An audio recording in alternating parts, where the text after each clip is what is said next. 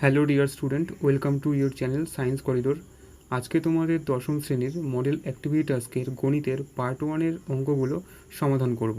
তোমরা ভিডিওটি প্রথম থেকে শেষ অবধি দেখো। তোমাদের প্রথম কোশ্চেনটা হচ্ছে x² + bx + c = 0 সমীকরণটির বীজদ্বয় সমান হওয়ার শর্তটি লেখো। তোমরা এটাকে একবার লিখে দিতে পারো b² - 4ac = 0, অর্থাৎ যদি নিরূপক 0 হয় তাহলে সমীকরণের বীজদ্বয় সমান হবে। b² - 4ac বলা হয় কি নিরূপক। কিন্তু এখানে এই যে শর্তটা আছে সেই শর্তটা হচ্ছে প্রতিষ্ঠা করব। তো শ্রীধর আচার্যের সূত্র অনুযায়ী আমরা কী জানি যে যদি একটা সমীকরণ এটা হয় তাহলে তার বীজ দুটি হবে -b + √b² - 4ac/2a এবং অপর বীজটি হবে -b - √b² - 4ac/2a। প্রশ্ন অনুযায়ী আমাকে কী বলেছে যে বীজদ্বয় সমান, তাহলে এটা = এটা হবে। তাহলে আমরা এখন এটা = এটা করলাম, তাহলে আমার 2a কেটে যাচ্ছে, পড়ে আছে কি -b + √b² - 4ac = -b - √b² - 4ac। এবার এই পার্টটাকে ইজিক্যালটুর এপাশে নিয়ে যাব, তাহলে কী হবে সাইনগুলো চেঞ্জ হয়ে যাবে, অর্থাৎ মাইনাসে আছে এগুলো প্লাস হয়ে যাবে। এবার দেখো -b + b কেটে যাচ্ছে, কি পড়ে আছে √b² - 4ac + √b² - 4ac, তাহলে এই দুটো যোগ করলে হয় 2√b² - 4ac = 0। এবার 2 এখানে গুণ আছে, আমি ওই 2কে এপাশে নিয়ে আসি তাহলে ভাগ হবে, 0কে কোনো কিছু দিয়ে ভাগ করলে সেটা 0ই হয়, অর্থাৎ 2 দিয়ে 0কে দিয়ে ভাগ করলে সেটা 0ই হবে। এবার √b² - 4ac = 0, এখানে রুট আছে, এই রুটকে আমি তুলতে গেলে কি করতে হবে বর্গ করতে হবে উভয় পক্ষকে। এবার উভয় পক্ষকে এখানে বর্গ করলাম, তাহলে বর্গ করলে কি আসলো b² - 4ac = 0। এটাই হচ্ছে শর্তটা। এইভাবে আমরা শর্তটা প্রতিষ্ঠা করলাম। তোমরা এই নোটটা লিখে নিতে পারো যে যদি b² - 4ac > 0 হয়, অর্থাৎ যদি নিরূপক 0 থেকে বড় হয় তাহলে দ্বিঘাত সমীকরণ বীজদ্বয় বাস্তব এবং অসমান হবে। ঠিক আছে, যদি b² - 4ac = 0 হয় তাহলে দ্বিঘাত সমীকরণের বীজদ্বয় বাস্তব এবং সমান হবে। ঠিক আছে। 3 নম্বর, b² - 4ac < 0 হলে, অর্থাৎ নিরূপক যদি 0 থেকে ছোট হয় তাহলে দ্বিঘাত সমীকরণের বীজদ্বয় অবাস্তব এবং অসমান হবে। কিন্তু তোমাদের যে কোশ্চেনটা আছে সেই কোশ্চেনের আনসার হচ্ছে এইটা, তোমরা এটা লিখে দিলেই আনসার হয়ে যাবে। 2 নম্বর প্রশ্ন, একটি বৃত্তের ব্যাসার্ধ দৈর্ঘ্য 10 সেন্টিমিটার এবং ওই বৃত্তের একটি জ্যায়ের দৈর্ঘ্য 12 সেন্টিমিটার হলে বৃত্তের কেন্দ্র থেকে জ্যাটির লম্ব দূরত্ব কত? তো ও কেন্দ্র একটি বৃত্ত যার OA হচ্ছে ব্যাসার্ধ 10 সেন্টিমিটার এবং BC হচ্ছে বৃত্তটির জ্যা, যেটা হচ্ছে 12 সেন্টিমিটার। এবার ও থেকে BC এর ওপর অঙ্কিত লম্ব হচ্ছে OE, তো এই OE আমাকে বার করতে বলেছে। দেখুন ধরি ও কেন্দ্র বৃত্তের ব্যাসার্ধ হচ্ছে OA আর OB, এই দুটো সমান, কারণ এরা হচ্ছে একই বৃত্তের ব্যাসার্ধ, তাই OA আর OB সমান। এটা 10 হলে এটাও 10 সেমি। আর বৃত্তটির জ্যা BC = 12 সেন্টিমিটার। এবার আমরা জানি বৃত্তের কেন্দ্র থেকে জ্যায়ের ওপর অঙ্কিত লম্ব সেই জ্যাটিকে সমদ্বিখণ্ডিত করে, অর্থাৎ BE = EC। তাহলে BE কত হবে? তাহলে B = হাফ অফ BC। এই যে BE এটা হচ্ছে এই BC এর অর্ধেক, তাহলে BC এর মান হচ্ছে 12, তা 2 দিয়ে 12 কাটলে 6 হয়, তাহলে হচ্ছে BE = 6 সেমি। এখন ত্রিভুজ OBE এটা হচ্ছে সমকোণী। তো সমকোণী ত্রিভুজের সূত্র অনুযায়ী কি অতিভুজ স্কয়ার = লম্ব স্কয়ার + ভূমি স্কয়ার। অতিভুজ হচ্ছে OB, লম্ব OE আর ভূমি হচ্ছে BE। এবার OB হচ্ছে 10 সেন্টিমিটার আর BE হচ্ছে 6 সেন্টিমিটার, তো এখানে মানগুলো বসালাম। এবার OE² = C² এদিকে নিয়ে গেলাম, 6 স্কোয়ার করলে কত হবে 36, তাহলে 100 - 36 = 64।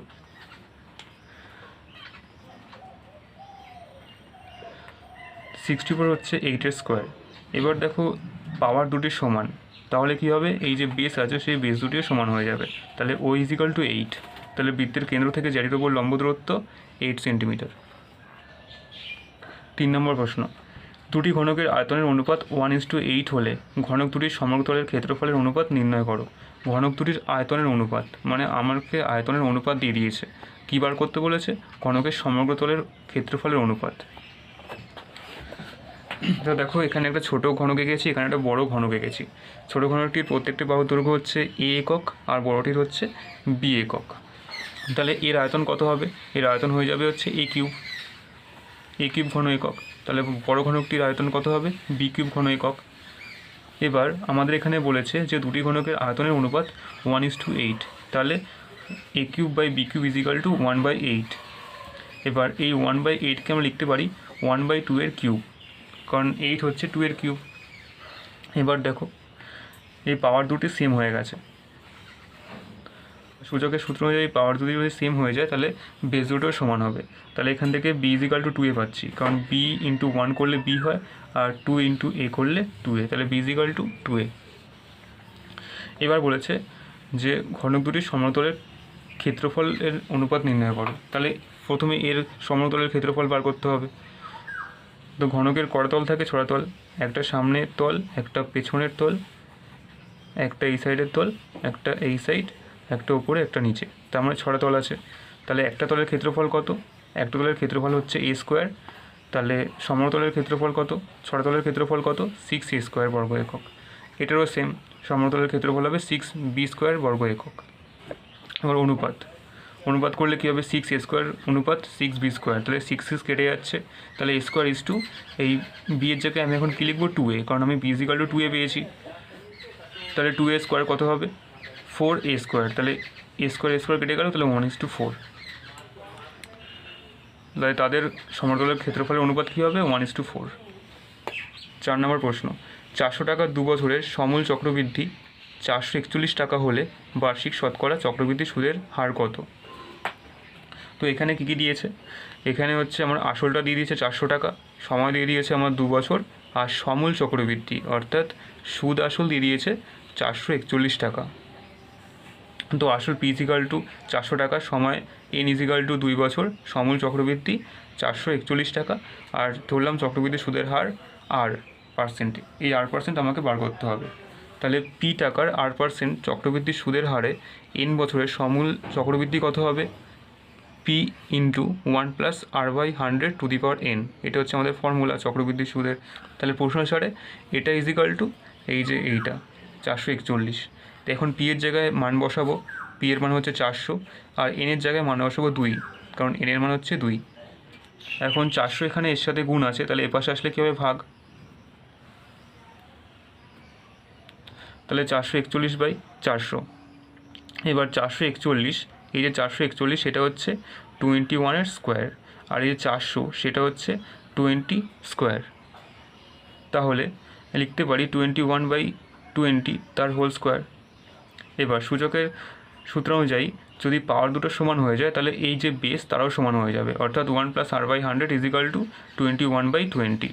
তো 0 0 কেটে গেল, 2 দিয়ে 10কে ভাগ করলে 5 থাকে। এই 5 এখানে 5 ভাগ আছে, তাহলে এই পাশে আসলে কী হবে? গুণ।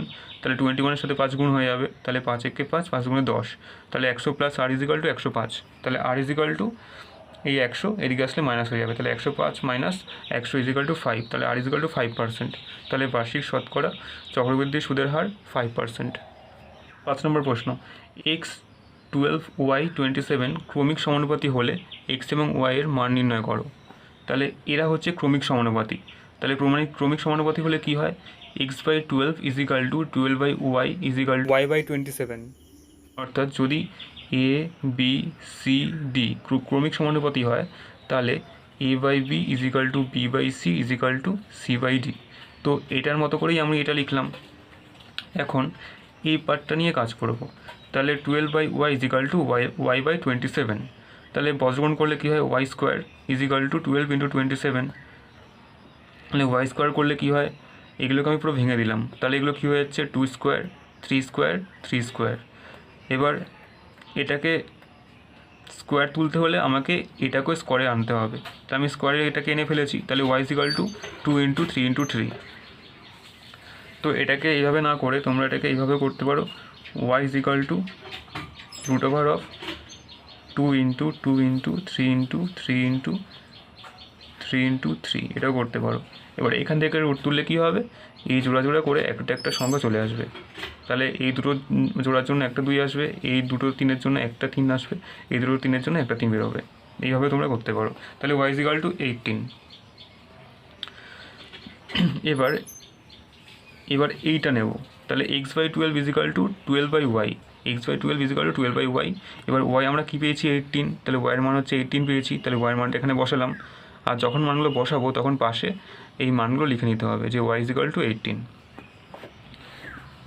এবার এখানে 12 ভাগ আছে, তাহলে 12 এ পাশে গেলে কী হবে, গুণ হবে, তাহলে 12 × 12 হয়ে যাবে। এবার 6 দিয়ে 12কে কাটলে 2 হবে, আর 18 কাটলে 3 হবে। এবার 3 দিয়ে 12কে কাটলে 4। তাহলে এখন কী পড়ে আছে, 4 × 2, তাহলে x = 4 × 2, তাহলে x = কি 8। তাহলে নির্ণয় সমাধান x = 8 আর y = 18। 6, ও কেন্দ্রীয় বৃত্তের AB একটি ব্যাস, সি বৃত্তে অবস্থিত একটি বিন্দু, অ্যাঙ্গেল OBC = 60 ডিগ্রি হলে অ্যাঙ্গেল OCA = কত। তাহলে এটা একটা বৃত্ত যার কেন্দ্র হচ্ছে O, AB হচ্ছে বৃত্তটির ব্যাস, আর সি বৃত্তে অবস্থিত একটি বিন্দু, সি হচ্ছে বৃত্তে অবস্থিত একটি বিন্দু। এবার হচ্ছে CA আর CB হচ্ছে আমি যুক্ত করেছি। এবার আমাকে বলে দিয়েছে যে OBC = 60 ডিগ্রি, তাহলে OBC = 60 ডিগ্রি। আমাকে বার করতে হবে OCA, তাহলে OCA এই অ্যাঙ্গেলটা আমাকে বার করতে হবে যে এটা কত। তাহলে অর্ধবৃত্তস্থ কোণ কী হয়, 90 ডিগ্রি। তাহলে অ্যাঙ্গেল ACB হচ্ছে 90 ডিগ্রি। তাহলে ত্রিভুজ ABC এর ক্ষেত্রে angle BAC plus angle ACB plus angle ABC = 180 degree, কারণ ত্রিভুজের তিনটি কোণের সমষ্টি 180 ডিগ্রি। এবার ACB কত, ACB হচ্ছে 90 ডিগ্রি, আর অ্যাঙ্গেল ABC হচ্ছে 60 ডিগ্রি। এটা আমাকে বলে দিয়েছে। 90 + 60 যোগ করলে 150 ডিগ্রি হয়, আর angle BAC = 180 degree minus 150 degree = 30 degree. তাহলে কী পেলাম, BAC = 30 ডিগ্রি, তাহলে এটা = 30 ডিগ্রি পেলাম। এবার ত্রিভুজ AOC, ত্রিভুজ AOC এর ক্ষেত্রে AO = CO, AO = CO, কারণ এরা হচ্ছে একই বৃত্তের ব্যাসার্ধ। তাহলে এটা কী হবে, সমদ্বিবাহু ত্রিভুজ, আর সমদ্বিবাহু ত্রিভুজের এই কোণটা সমান, অর্থাৎ এটা যেহেতু 30 ডিগ্রি হয়েছে, তাহলে এটাও হয়ে যাবে 30 ডিগ্রি।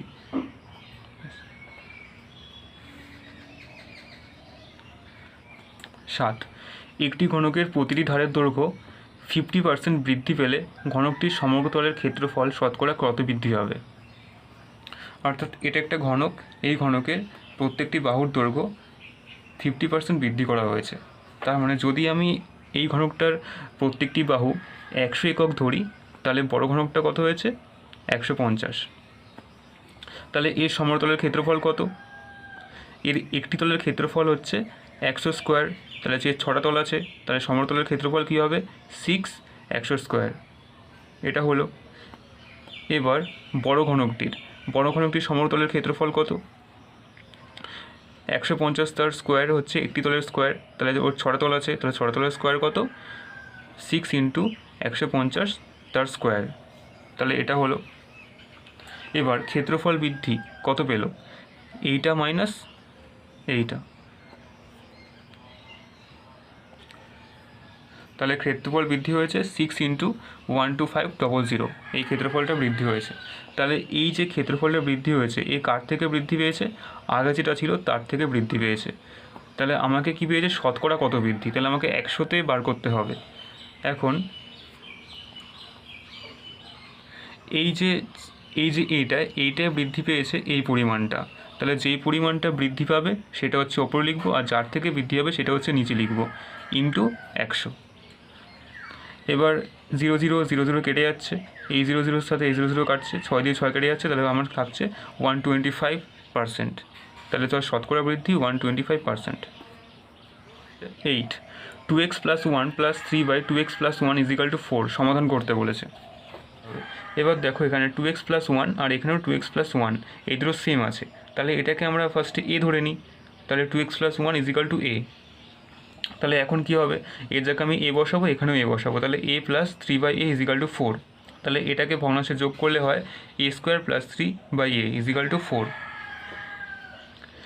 কারণ এর নিচে 1 আছে, 1 আর এর লসাগু হচ্ছে এই হয়, আর এটা হচ্ছে এর সাথে গুণ হয়ে যায়, আর এই 1টা এর সাথে গুণ করলে 3ই হয়। তাহলে এখন a square plus 3 equal to 4a, কারণ এটা 4 এর সাথে গুণ হয়ে গেছে, এখানে ভাগ ছিল, এদিকে আসলে গুণ হয়ে যাবে।